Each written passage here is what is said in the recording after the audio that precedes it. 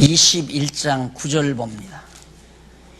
일곱 대접을 가지고 마지막 일곱 재앙을 담은 일곱 천사 중 하나가 나와서 내게 말하여 가로되 이리 오라. 내가 신부 곧 어린 양의 아내를 네게 보이리라 하고 성령으로 나를 데리고 크고 높은 산으로 올라가 하나님께로부터 하늘에서 내려오는 거룩한 성 예루살렘을 보이니 하나님의 영광이 있음에 그 성의 빛이 지극히 귀한 보석 같고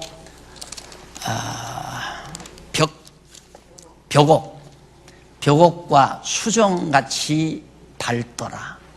12절까지 봉독해 드렸습니다. 11절까지.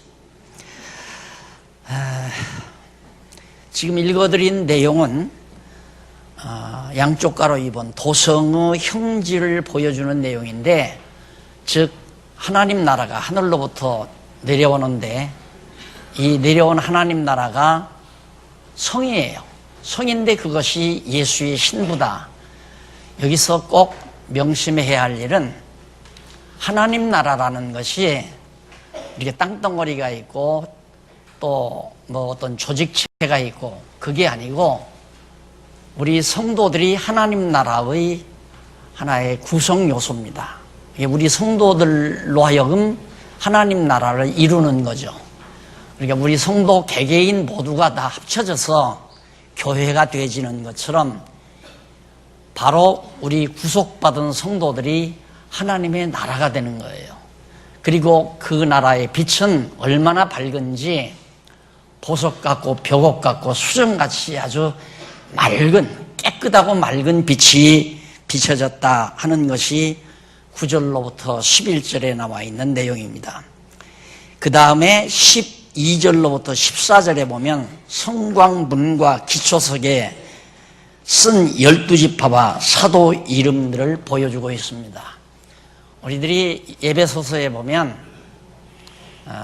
선지자와 사도들의 터 위에 교회를 세운다고 그러죠. 하나님의 교회가 영원한 우리들이 가서 사는 하나님의 나라의 기초석은 누구냐? 기초석은 이스라엘의 12지파 족장들의 12지파의 이름이 다 기록되어 있어요. 그리고 그 기둥에는 12사도들의 이름이 기록되어 있고, 그 말은 구약의 이스라엘 택한 백성들과 우리 이방인 택한 백성들로 하나님의 나라가 지어진다는 얘기죠. 그래서 우리가 하나님의 나라 하면 이 지상에 있는 하나님의 나라처럼 그렇게 생각하지 말고 예수 그리스도가 머리가 되시고 우리가 그의 지체라고 그러잖아요. 그러니까 그리스도 한 몸을 이루는 겁니다. 그것이 하늘로부터 내려오는 하나님의 나라고 우리가 그 하나님의 나라의 일원이 되는 거고 우리를 통해서 하나님의 나라가 이루어지는 겁니다. 그러니까 예수님께서 제자들에게 뜻이 하늘에서 이루어진 것처럼 땅에서도 이루어지이다. 나라가 임하옵시며 그러잖아요. 그 하나님의 나라, 원래 영원한 하나님의 나라에 우리들이 다 그 하나님의 나라의 구성원들이었죠. 그런데 그 구성원인 우리를 이 계시세계에 한 번 보내서 보여준 겁니다. 그래서 이 지상교회에서 하나님의 나라를 이루어 보도록, 그런데 우리가 불완전하니까 타락해서 우리의 타락한 속성 때문에 하나님의 나라가 완전하게 안 되잖아요. 이런 광야와 같은, 때로는 돼지우리와 같은 이 저주받은 세상에서 하나님의 나라가 얼마나 좋은 것을 깨닫게 하나님께서 하신 것이죠. 즉 탕자가 아버지 집을 떠나서 돼지우리에 가가지고 아버지의 집이 얼마나 좋은가를 깨닫게 하듯이 오늘 우리들을 이 죄악이 많은 관영한 타락한 이 세상에서 정말 아버지 집 하나님의 나라가 얼마나 좋은가를 깊이 깨닫고 다시 하나님의 나라로 우리가 돌아가게 되는 겁니다. 그 나라의 속성, 그 나라의 성질을, 형질을 지금 하나하나 보여주는 겁니다. 그래서 성곽문 기초석과 그 다음 12지파 사도 이름, 12지파와 사도의 이름들이 그 기초석과 그 기둥에 기록되어 있는 상황을 14절까지 보여주죠. 그리고 15절로 17절에 보면 21장 하나님의 나라입니다. 그러니까 하나님의 나라, 우리가 가서 영원토록 살아갈 그 하나님의 나라, 그 하나님의 나라는 완벽하게 하나님의 설계도에 의해서 정확하게 다 세워진 하나님의 나라입니다. 빠질 수도 없고 더 보탤 수도 없는 완벽한 하나님의 나라가 바로 지금 사도 요한의 눈에 보여주고 있는 겁니다. 15절로 17절에 보면 거룩한 성곽과 문들을 금갈대로 청량하는 것을 보여줘요. 하나님께서 사도 요한에게 이제 하나님의 나라 하늘로부터 내려와 가지고 보여주는데 금갈대 주었죠. 금으로 만든 갈대, 자지요, 청량, 자로 청량할 수 있도록. 그런데 그 하나님의 나라 크기가 여기 이제 지상에 있는 자수로 표현을 하는데 한 스타디온, 즉 한 스타디온이라면 185m를 한 스타디온이라고 그렇게 얘기를 해요. 그런데 지금 여기 보면 12,000 스타디온이라고 그랬으니까 2220km, 이게 이제 천국의 광이에요. 그다음 넓이도 그렇고 높이도 그렇고, 그러니까 완전히 정사각 입체형이죠.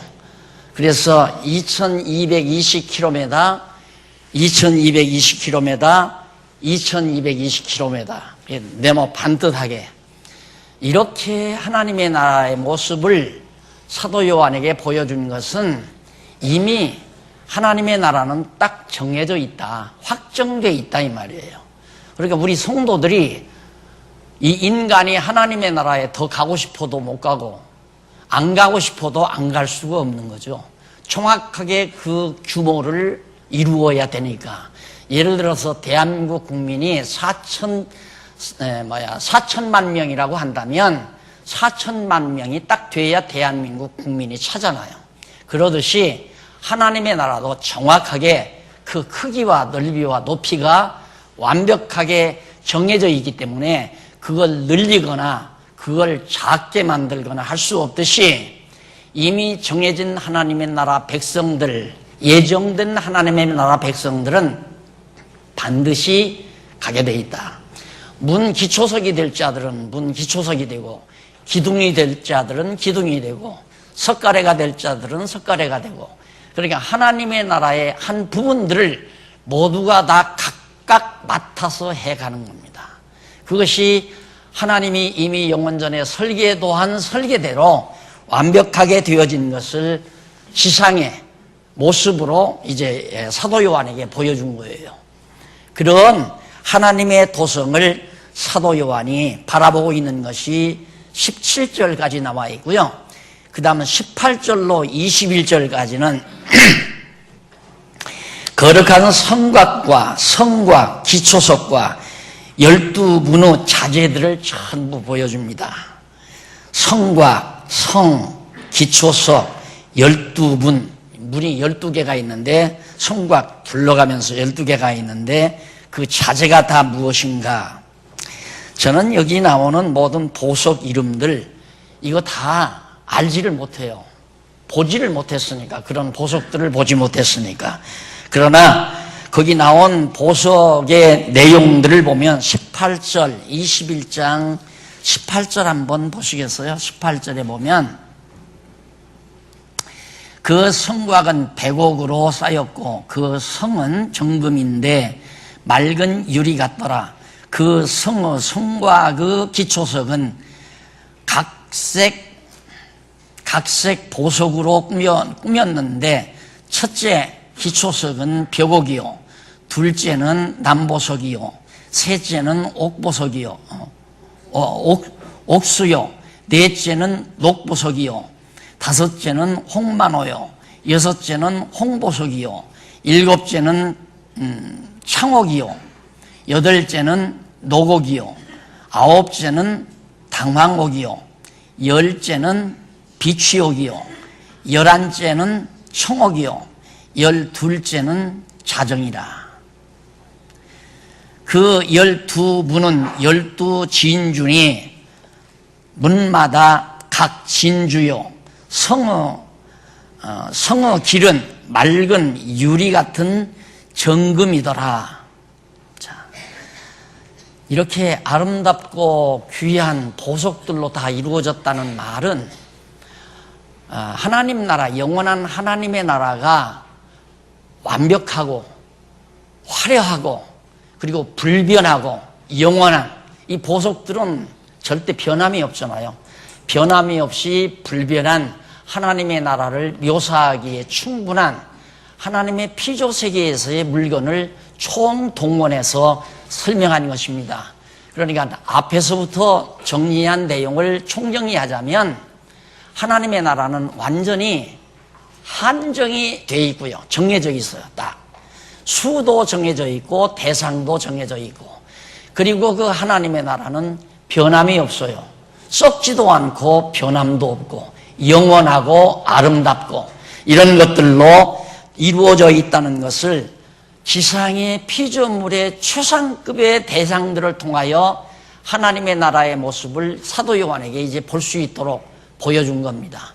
이걸 우리가 이렇게 글을 보면서 어떻게 상상이나 제대로 할 수 있겠습니까? 이게 다 지상에 있는 것들이지만 이런 것들을 총동원해서 만들 수도 없잖아요. 그런데 하나님의 나라는 이런 것과 같다는 말이에요. 하나님의 나라에 황금이 있다는 얘기가 아니라 황금과 같이 화려하고 불변한 영원한 것들로 다 하나님의 나라가 이루어져 있다. 그렇기 때문에 우리 온 성도들도 영원히 삽니다. 이 지상에 육신을 쓰고 있는 데는 자꾸 변하죠. 어제까지 친하다가도 오늘은 원수가 되잖아요. 어제까지도 서로 사랑하다가도 오늘은 미워하게 되고요. 이것이 우리의 타락한 속성 때문에 그러거든요. 그러나 하나님의 나라 가면 그게 없죠. 우리도 다 이 땅 위에 살면서 서로 미워하고 증오하다가 하나님 나라 가면 우리 그때 천국 가서는 우리 공연히 그랬어, 이렇게 좋은 걸, 이렇게 아마 서로 얘기하고 살 날이 천국 가면 반드시 있을 거라고 생각을 해요. 왜 그러냐면 서로 미워하고 증오하는 건 우리 육신 때문에 그러는 것이지 우리의 속사람을 미워하고 증오하는 건 아니잖아요.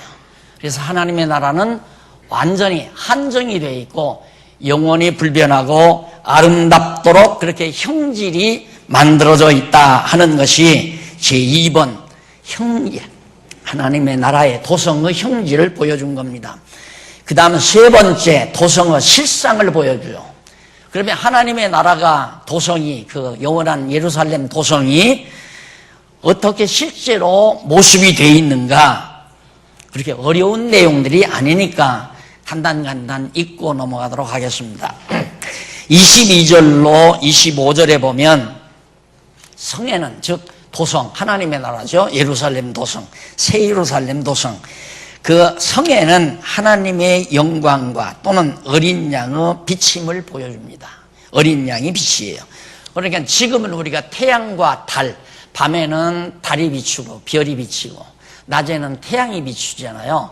또 밤에는 전깃불이 밝게 해주고. 그러나 하나님의 나라는 하나님의 영광이 빛이에요. 얼마나 하나님의 영광이 밝은지.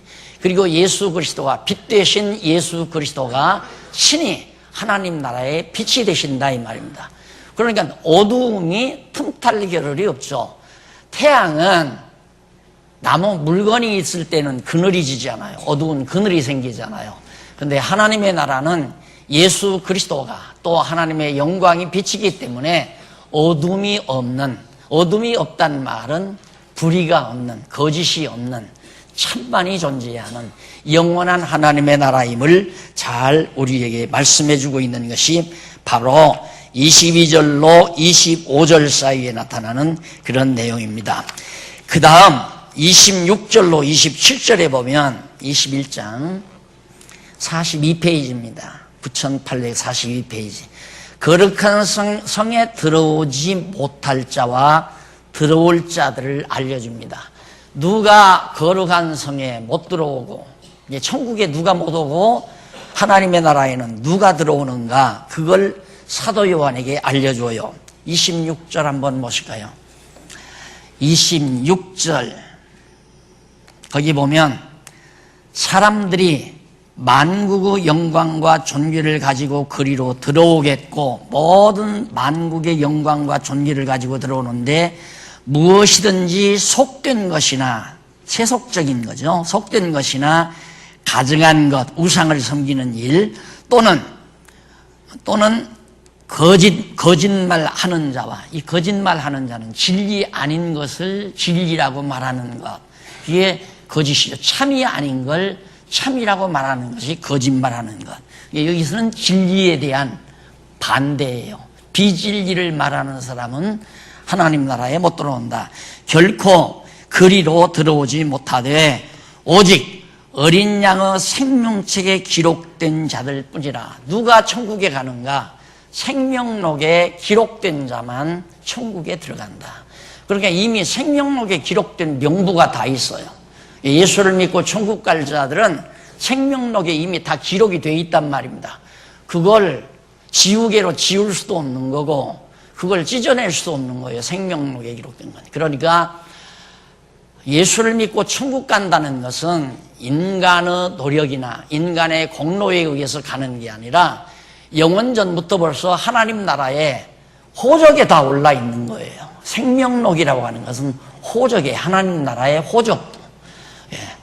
그러니까 바로 그 호적부에 기록된 자만 천국에 들어가지, 그 외에 가증한 자, 거짓말하는 자, 이런 자들은, 세속적인 자, 이런 자들은 그리스도와 관계가 없는 자들이니까요. 그런 자들은 천국에 못 들어온다 하는 얘기입니다. 그 다음 22장 1절로 2절에 보면 생명수 및 생명나무가 있어 매월 실과가 맺히는 내용이 거기 소개됩니다. 거기 보면 사도 요한이 보니까 그 하나님 나라에 생명수 강이 흘러요. 이렇게 쫙 강이 흐르는데 강 양편에 생명나무의 과일나무들이 주렁주렁 다 과일나무들이 무성하게 자라나요. 그런데 그 과일나무가 시절을 쫓아 계속해서 과일을 맺습니다. 이것이 에덴 동산에서 아담이 따먹지 못했던 생명나무의 과일이에요.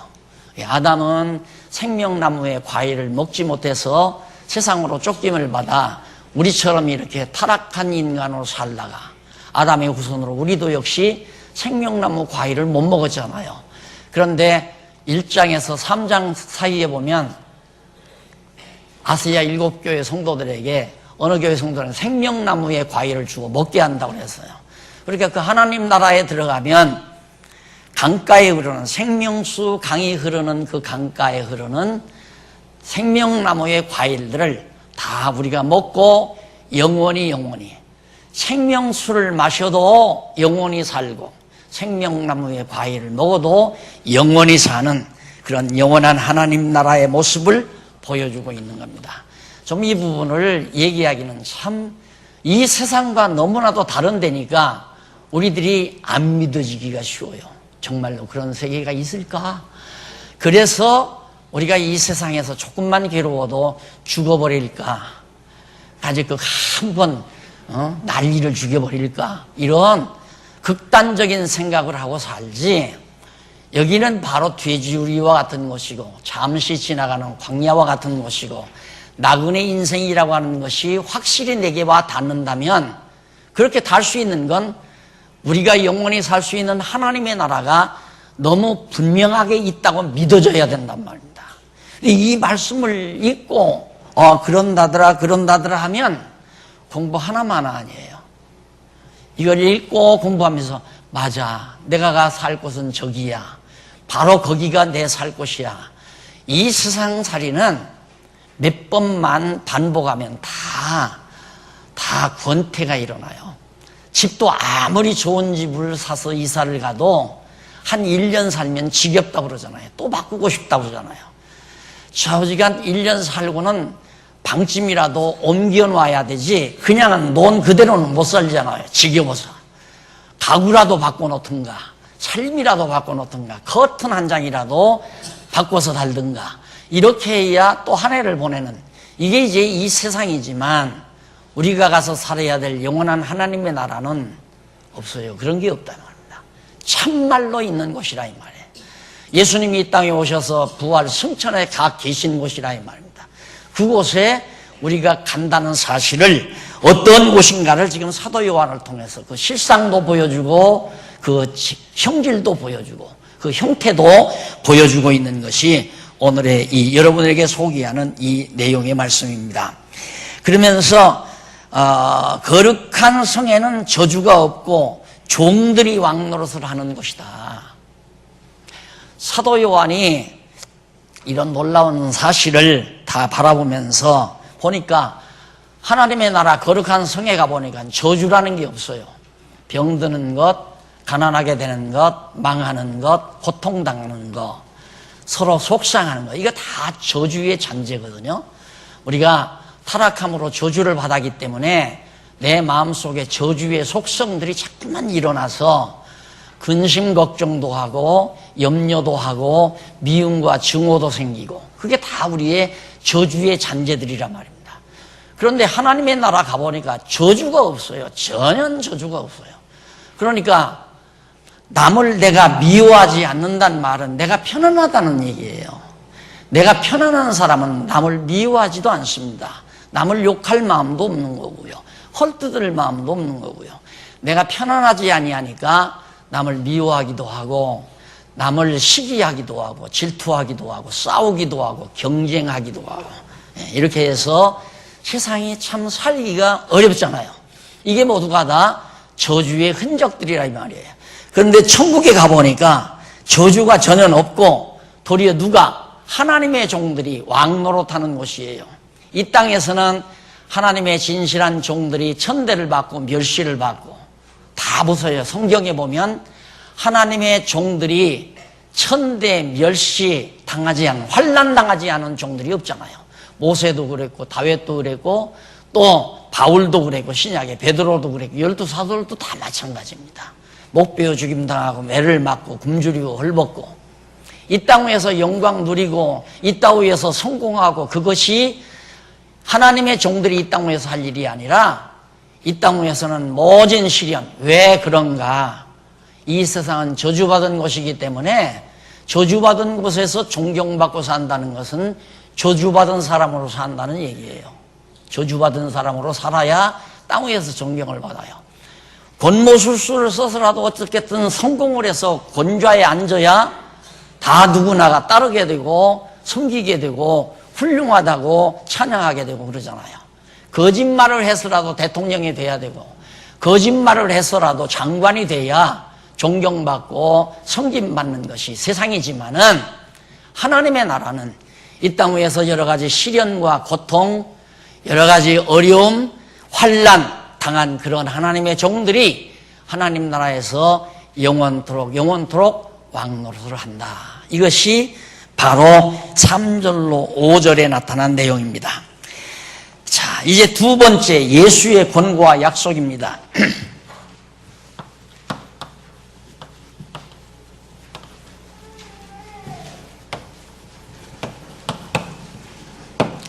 권고와 약속 22장 6절로 21절.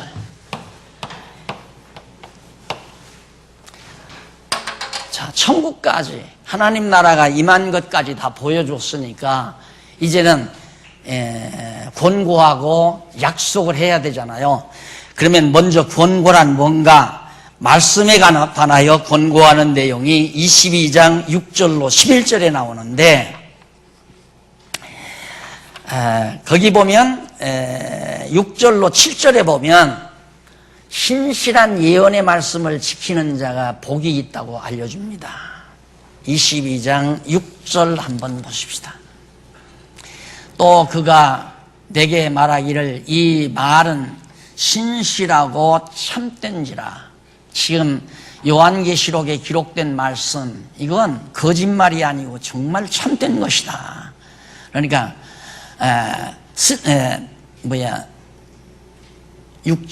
신실하고 참된지라. 주 곧 선지자들의 영어 하나님이 그의 종들에게 결코 속히 될 일을 보이시려고 그의 천사들을 보내셨도다. 보라, 내가 속히 오리니 이 책의 예언의 말씀을 지키는 자가 복이 있으리라 하더라. 예수님 반드시 속히 온다. 사도 요한이 반모섬에 가서 지금 고통당하고 있다고 그랬죠. 그건 왜냐하면 예수님이 승천하시면서 속히 온다, 곧 구름 타고 오신다, 천사들이 그렇게 했는데 몇십 년이 지나도 안 오신단 말입니다. 아시아 7교회 성도들이 낙심하기 시작했어요. 핍박은 계속 오죠. 환난은 계속되죠. 종들은 잡아다가 죽이죠. 예수 믿는 사람 모진 시련과 역경이 다가오죠. 그래도 예수님은 하늘에서 오실 생각을 안 합니다. 그러니까 마지막으로 사도 요한에게 거짓말 아니다, 내가 반드시 간다, 예수님 속히 오신다, 이 말이에요. 이 속히란 말은 그건 아주 우리 생각대로 내일 모레가 아니에요. 예수님이 말씀하는 속히는 하루가 천년 같고 천년이 하루 같은 이 한 가지 잊지 말라고 베드로 사도를 통해서 말했죠. 그러니까 천년이 돼도 예수님의 입장에서는 속히 오시는 거예요. 2000년 후에 오셔도 속히 오시는 거고 3000년 후에 오셔도 속히 오시는 거고. 그런데 우리는 속히라고 그러니까 그냥 갔다가 금방 곧 올 줄로 제자들도 생각을 했고, 또 그 당시에 초대교회 성도들도 몇 년만이라도 곧 오시겠지 하고 환난을 참았는데 안 오시니까 참기가 힘들잖아요. 그래서 끝까지 참아라. 예수님 오실 때까지 참아라. 그러면 이미 죽은 자들은 예수님 오시는 거 못 보고 죽는다면 우리도 마찬가지죠. 우리도 예수님 오실 때까지 참을 수는 없어요. 그 전에 죽을 거니까 우리는. 그러나 죽기까지 충성하라는 말이 바로 그겁니다. 그래서 우리는 아무리 어렵고 역경이 다가오고 환난이 오고 여러 가지 시련이 내게 몰아치운다 할지라도 절대 죽는 날까지 흔들리면 안 돼요. 우리의 신앙이 흔들리면 안 된다, 이 말이에요. 죽기까지 충성하라는 말은 죽는 날까지 끝까지 참고 견디라, 그 말이에요. 그 끝까지 참고 견디는 것이 주님 오시는 날까지 참고 견디는 것과 마찬가지입니다. 그래서 속히 오신다고 말씀하시면서 그걸 지키라고 그러죠. 지키라. 하나님의 말씀, 이제 이 예언의 말씀을 지키는 자가 복이 있다. 왜? 그 지킨다는 말이 48페이지 밑에서부터 5째 줄에 보면 거기에 헬라어 하나가 나와요. 헬라어가 나오는데 테레오라는 말이 나오죠. 이는 보존하다, 보호하다 또는 준수하다, 그 말이에요. 그러니까 하나님의 말씀은 보존하는 거, 절대 잊어버리면 안 돼요. 요한계시록뿐만 아니라 성경에 기록된 말씀을 우리가 잊어버리는 순간 뭐가 생각이 나느냐면 세속적인 것이 생각이 나요. 당연하잖아요. 이 병 속에다가 산소를 집어넣었어요. 산소만을 집어넣었어요. 근데 산소만을 집어넣었는데 산소가 거기다가 탄산가스가 집어넣으면 산소는 나가버리듯이 오늘 우리의 두뇌도 마찬가지예요. 하나님의 말씀을 우리의 뇌리 속에 잘 보존하고 있으면 세속적인 생각이 나를 침투를 못하는 거죠. 그러나 이 두뇌 속에서 하나님의 말씀을 잊어버리게 되면 눈으로 보는 것, 몸으로 경험하는 것, 손으로 만지는 것이 다 타락한 세속에 속한 것들이에요. 뭐 하나 딱 만지면 아이고 이건 내가 갖고 싶네. 벌써 세속적인 생각을 하잖아요. 내가 눈으로 당장 백화점에 가서 좋은 물건을 봅니다. 야, 저거 하나 사고 싶네. 이런 생각들이 머릿속에 자꾸 파고들어온다, 이 말이에요. 그런 생각들이 파고들어오는 한 내 머릿속에, 뇌리속에 보존되어 있는 하나님의 말씀이 자꾸 빠져나가는 거죠. 그러니까 누가 복된 자인가? 배운 말씀, 들은 말씀, 눈으로 본 말씀, 이 말씀을 항상 보존하고 있는 자, 이렇게 내비 속에 간직하고 있으면 자꾸 생각이 나잖아요. 아, 하나님 나라는 영원하다더라. 변함이 없대.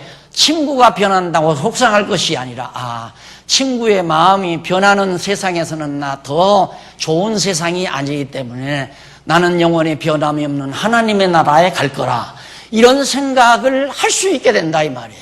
그래서 설령 친한 친구가 변질을 해도 그것 때문에 절망을 하거나 그것 때문에 속상하거나 그러는 게 아니라 변질하는 친구가 안타깝고 변질하는 친구가 정말 도리어 추근하게 생각되어지는 그 생각이 우리 마음을 지배할 수 있다 이 말이에요.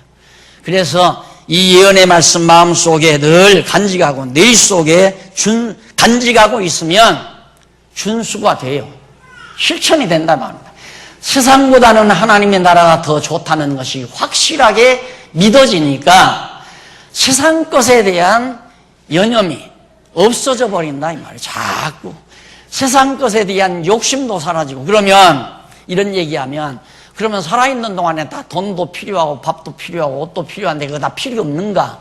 자, 여러분 욕심 부린다고 그게 생긴 게 아니잖아요. 먹을 거 욕심 부려 생긴 게 아니고 옷도 욕심 부려 생긴 게 아니에요.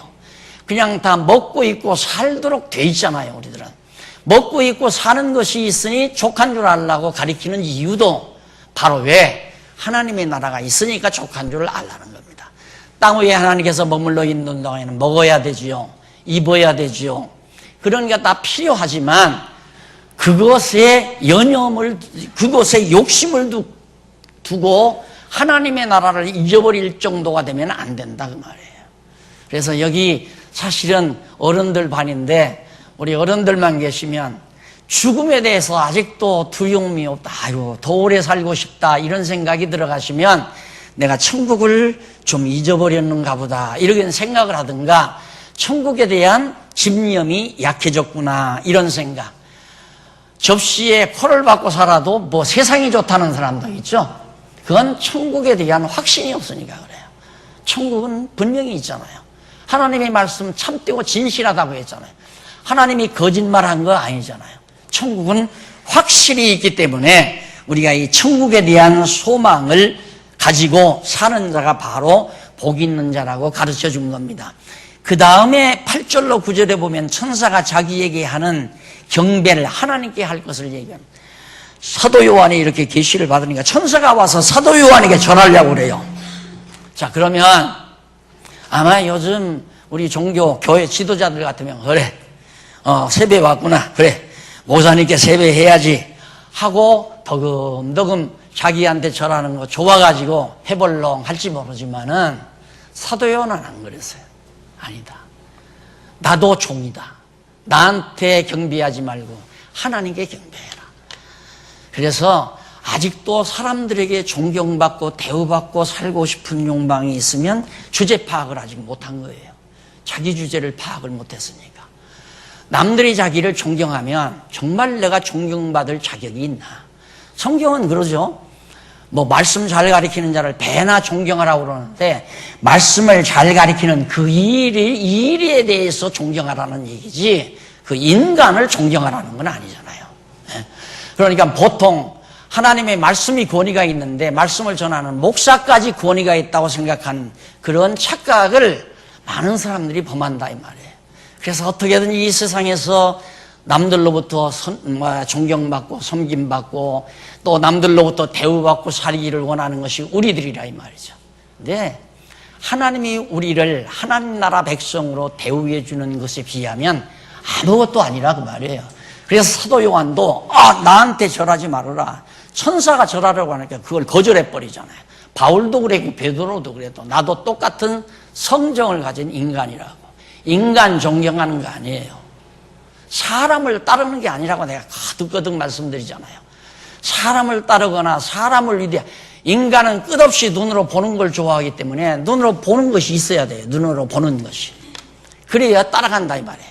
그래서 많은 종교들이 불상을 만들어 놓고 우상을 만들어 놓는 이유가 사람들이 눈으로 보고 싶어서 그런다 이 말이에요. 하나님은 눈으로 안 보이니까 하나님 대신으로 누군가를 위대하게 만들어 놓고 그를 추종하고 따르고 싶은 것이 종교심이 잘못된 종교심이라는 말이에요. 그래서 여러분, 하나님 말씀 성경 공부하는 것은 내가 하나님 앞에 바로 서기 위해서요. 각자가 하나님 앞에 서서 다지금 하나님 앞에서 자기 사명, 자기 은사지요. 그러고 살으라고. 누구 존경할 것도 없잖아요. 누구 따를 것도 없잖아요. 하나님 앞에서 자기 일하며 열심으로 하나님 나라 소망을 가지고 살다가 하나님 나라 가는 것 이상 더 완벽한 신앙은 없다는 사실을 꼭 명심했으면 좋겠습니다. 그 다음에 10절로 11절에 보면 책을 인봉하지 말고 각각 처지대로 되게 하라고 당부합니다. 자, 이 말씀 10절 한번 보실까요? 22장 10절 보면 또 내게 말하되 이 책의 예언의 말씀을 인봉하지 말라. 이 책의 예언의 말씀 인봉하라는 말은 아무도 깨닫지 못하게 하지 말라. 결국 여러분 이 인봉하지 않고 여러분 지금 다 깨닫고 있잖아요. 요한계시록 다 배우고 있잖아요. 하나님께서 때가 되니까 요한계시록에 대한 인을 떼주신 거 아니에요. 요한계시록의 비밀을 우리가 알게 됐단 말입니다. 말라고 했으니까 그 예수님의 약속의 말씀대로 요한계시록의 모든 진리 내용을 확인해 주었다 이 말입니다. 왜냐하면 때가 가깝기 때문에. 때가 가까울수록 요한계시록이 인봉이 되면 안 돼요. 깨닫게 해야 된다 이 말입니다. 그래서 불의를 하는 자는 그대로 불의를 하고, 이거 보세요. 불의. 그러니까 경건하게 살지 않는, 즉 예수를 믿고 신앙으로 살지 않는 사람들은 그대로 살게 놔두라고 말이에요. 왜? 그렇게 정해져 있으니까. 그리고 어려운 자는 그대로, 더러운 자는 그대로 더럽고, 의로운 자는 그대로 의를 행하고 하나님의 뜻을 행하고, 거룩한 자는 그대로 거룩되게 해라. 이게 요한계시록이 우리에게 주는 능력입니다.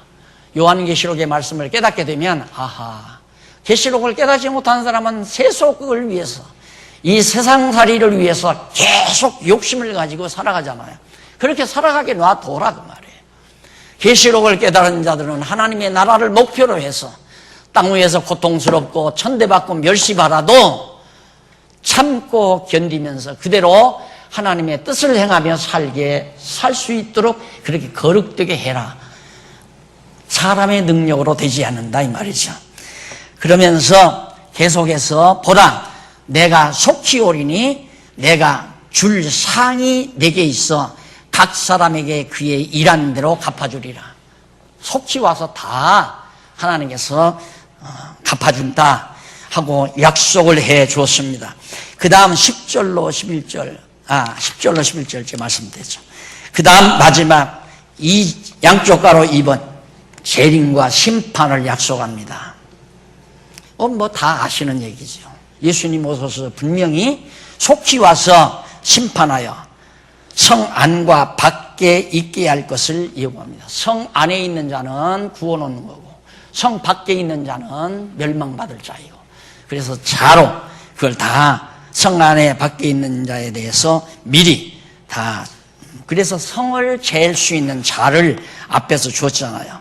그래서 천국에 들어갈 자와 천국 밖에 있을 자가 분명히 있다는 사실을 말해주고 있습니다.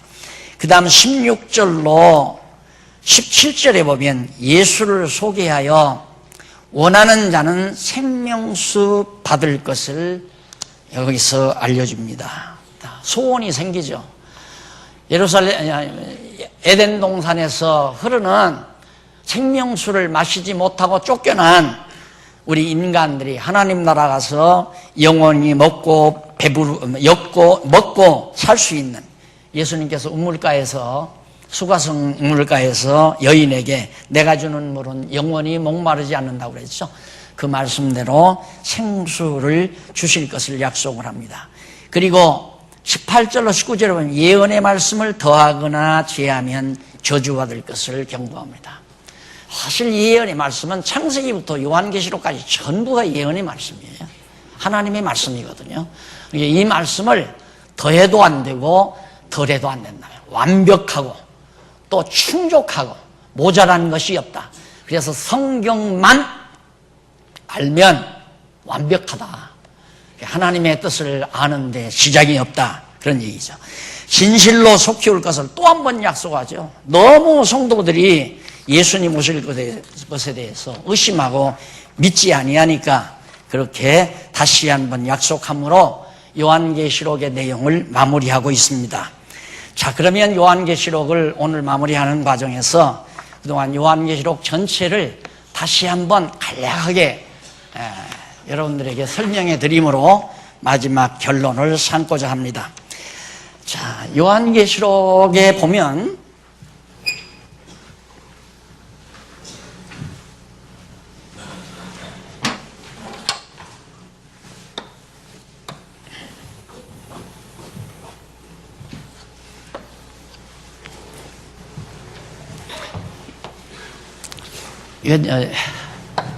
뜻, 나라, 하나님 나라, 뜻이 하늘에서 임하옵시며 나라가 임하옵시며 영원한 하나님의 나라인데 아담이 바로 타락했잖아요. 이렇게 타락했어요. 타락해서 타락된 세상에 살다가 예수님을 통해서 이제 구속을 받는 거거든요. 그런데 이 과정에서 63년 334년 이거 좀 구약은 좀 축소한 겁니다. 63년은 첫 번째 화죠. 그 다음 70년은 두 번째 화예요. 132년은 세 번째 화고요. 그러면 이 화가 임하는 이 대목이 어떤 대목이냐면 나팔재앙. 그렇죠. 나팔재앙.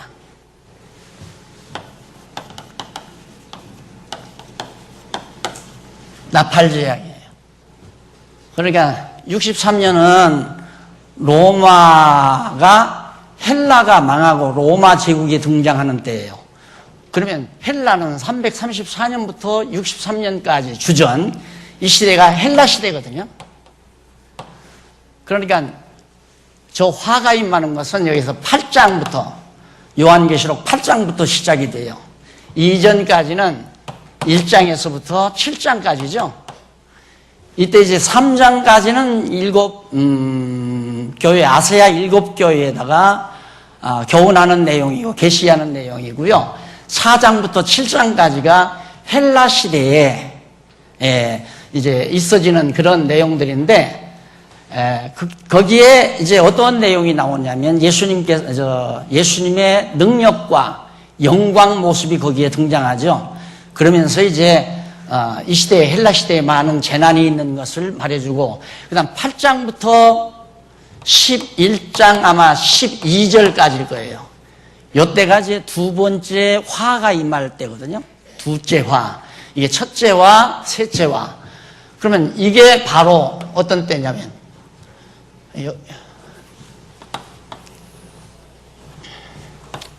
476년 로마가 망할 때예요. 이때까지 로마 제국 시대죠. 로마. 이건 헬라 제국 시대고요. 8장부터가 계속해서 로마 제국 시대인데 여기는 12장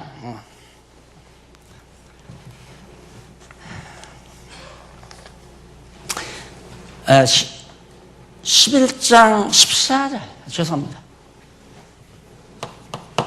두 번째 재앙. 그 다음 11장 15절부터 이후 이제 그 이적과 그 다음 심판 예고가 이루어지기 전까지 16장까지죠.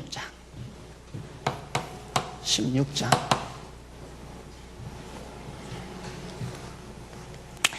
그 다음 17장부터 18장, 17장부터 18장, 그 다음 19장부터 이제 22장까지 이렇게 나와 있어요. 이렇게 여러분들이 연대를 정하고 요한계시록을 정리하면 됩니다. 그러니까 첫 번째 화, 두 번째 화, 세 번째 화, 그 이전에 나팔 재앙이 네 나팔, 여기는 세 나팔, 세 가지 나팔, 네 나팔이 헬라 시대에 다 이루어지는 거예요. 그 다음 세 나팔은 첫 번째 나팔의 첫 번째 화, 두 번째 나팔의 두 번째 화, 세 번째 나팔에 이제 마지막 화가 이루어지는 거거든요. 여기서부터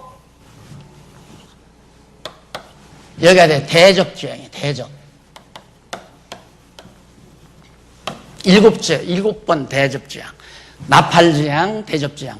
앞에는 인을 떼는 장면이죠. 인. 7인, 7인. 7인 나팔재앙.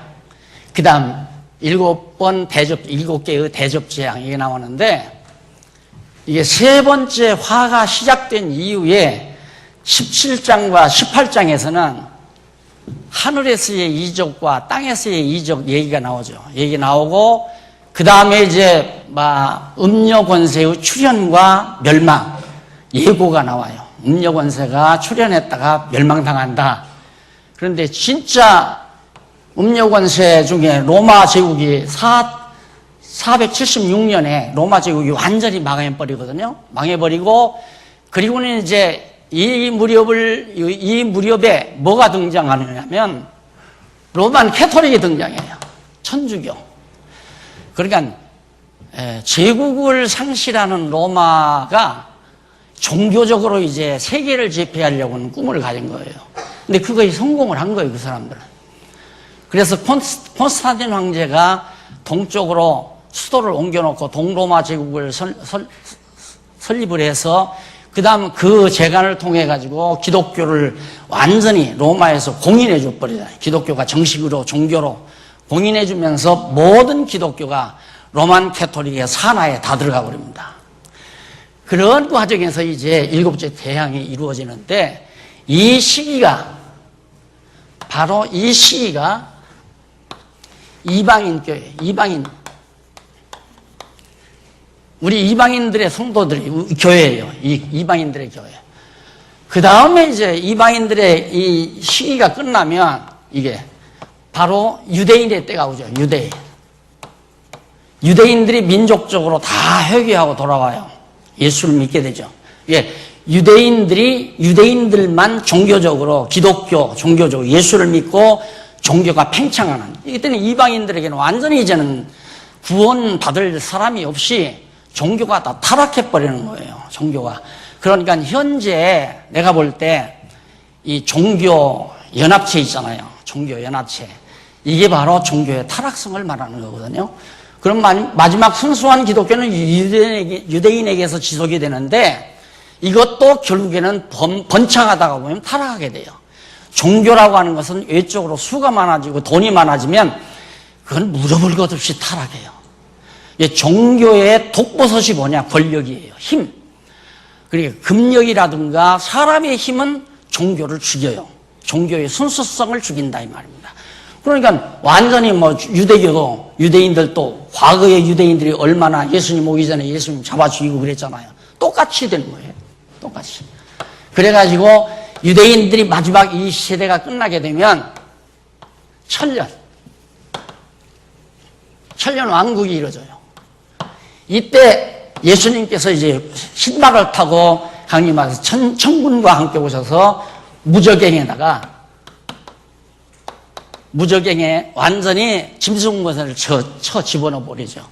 여기서 예언한 대로 바로 바벨론 세력의 등장과 짐승권세의 등장과 패망이 여기서 완전히 이루어지는 겁니다. 패망 예언이 여기서 완전하게 이루어져요. 그러니까 여기서 완전히 무죄시대가, 죄가 없는 완벽한 무죄시대가 천년 동안 이루어지므로 첫 아담에게 언약했던 에덴 동산의 그 아름다운 나라가 여기서 한번 실현이 되는 겁니다. 그러므로 하나님의 언약이, 첫 아담에게 언약한 그 언약이 둘째 아담 예수 그리스도를 통하여 완벽하게 이루어지는 거죠. 그리고 나면 이 사람들이 천년 동안 출생해서 한 번도 이 사람들은 시련을 안 당했잖아요. 그래서 다시 무저갱에서 이 사람들을 놔줘요. 무저갱에서 짐승권세를 놔줘버려요. 그럼 짐승권세가 여기서 이제 심판을 이루는 거예요. 짐승권세가 나타나서 완전히 활동합니다. 이게 심판 활동. 그래서 지옥 갈 자 지옥으로 가게 하고 천국 갈 자 천국으로 가게 하고, 여기 생명부활. 심판부활. 요한복음 5장 22절에 나오죠. 생명부활과 심판부활. 생명록에 기록된 자들은 생명부활로. 여기서는 이제 14만 4천 순교자들의 영들이 일어나서 천년 동안 왕노릇 한다고 했잖아요. 그러니까 우리는 아니요. 예, 유대인들, 하나님의 택한 백성 12지파 가운데서 14만 4천이 바로 예수님 처음 무적에다 집어넣을 때 이때 첫째 부활을 해서 천년 동안 왕노릇하고, 그리고 우리는 그냥 이렇게 살다가 땅에 묻히게 되면 이때 부활을 해요. 생명부활로. 생명록에 기록된 우리들은 생명부활로 해서 영원한 생명의 나라에 가서 살고, 사망부활, 심판부활은 무적행에 갇혀있던 이 짐승에 의해서 끌려가가지고 영원한 심판, 지옥의 심판을 면치 못하고 심판부활을 받게 된다. 이것이 성경 전체가, 구약 성경 전체를 아우르는 마지막 요한계시록은 여기서부터 제가 설명한 겁니다. 334년에 헬라가 파사를 멸망시키고 헬라가 제패해서 63년에 로마 제국에 의해서 패망되고, 로마 제국이 476년에 패망을 하는데 그 이전에 동로마가 콘스탄틴 황제가 기독교를 공인해 주면서 기독교를 걷어잡아 로만 캐토릭 세력을 만들어 가지고 결국 기독교가 부패하는 가운데 지나면서 이방인 시대를 이끌어가는 겁니다. 그러니까 이 지상에 있는 교회는 권력화하면 안 돼요. 힘을 만들면 안 된다. 사람의 힘을 만들면 안 돼요. 한없이 말씀의 능력이 돼야 돼요. 성경의 능력, 하나님의 말씀의 능력만 가지고 우리의 신앙을 지켜나가야 순수한 신앙을 우리가 지탱할 수가 있지, 종교 세력에 그냥 당하게 되면 죽도록 이용당하고, 돈 이용당하고, 세월 이용당하고, 정력 이용당하고, 권력자들에게 다 함몰돼가지고 어리석은 삶을 살 수밖에 없는 거죠. 그래서 종교의 노예는 되지 말아라. 종교의 종은 되지 말아라. 종교는 자유예요. 그래서 어디까지나 종교는 하나님의 말씀의 능력으로 자기 신앙을 지키고 영원한 하나님 나라 소망을 가지고 당당히 끝까지 참고 견뎌나가는 슬기로운 복된 성도, 이것이 요한계시록이 우리에게 밝혀주는 진리의 내용입니다. 이것으로 요한계시록 모두 마쳤습니다. 감사합니다. 기도하시겠습니다. 자비로우신 아버지 하나님, 감사합니다. 분명히 오신다는 약속과 준비해 놓으신 하나님의 나라, 저희들이 글로 읽고 전달을 받았습니다. 이것으로 어떻게 만족할 수 있습니까?